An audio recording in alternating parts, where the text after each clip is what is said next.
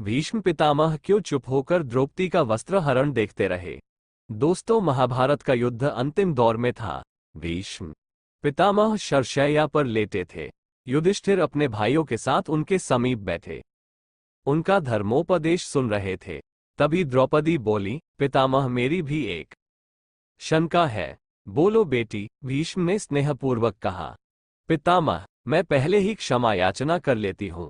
प्रश्न जरा टेढ़ा है। बेटी, जो पूछना है निर्भय होकर पूछो। भीष्म बोले, पितामह, जब भरी सभा में दुःशासन मेरा चीरहरण कर रहा था, उस समय आप भी वहां उपस्थित थे, किंतु आपने मेरी सहायता नहीं की।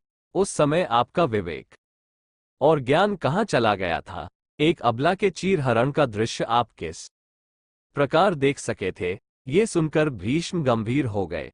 ये प्रश्न उनके सम्मुख पहली बार नहीं आया था। जिस समय ये घटना घटी थी, उस समय भी यही प्रश्न उनके सम्मुख था। उसके बाद जब कभी उन्हें इस घटना का स्मरण होता, तो वो प्रश्न उनके सामने रहता। आज द्रौपदी ने स्पष्ट पूछ लिया था। भीष्म बोले, बेटी, तुम ठीक कहती हो। मैं उस समय दुर्योधन का पाप से पूर्ण अन्न खा रहा था।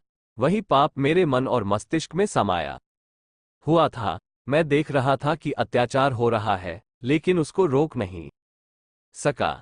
मैं चाहता था कि ऐसा न हो, किंतु मना करने का सामर्थ्य मुझमें नहीं रह गया था। लेकिन आज ये ज्ञान कैसे प्रकट हो रहा है?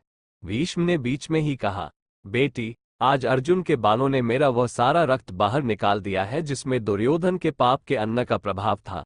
अब तो मैं रक्तविहीन प्राणी हूं, इसलिए मेरा विवेक आज सजग है। मेरे शरीर से पाप के अन्न से बना रक्त निकल चुका है। इसके बाद द्रौपदी के पास कुछ कहने को नहीं रहा। इस उत्तर से वह संतुष्ट हो गई।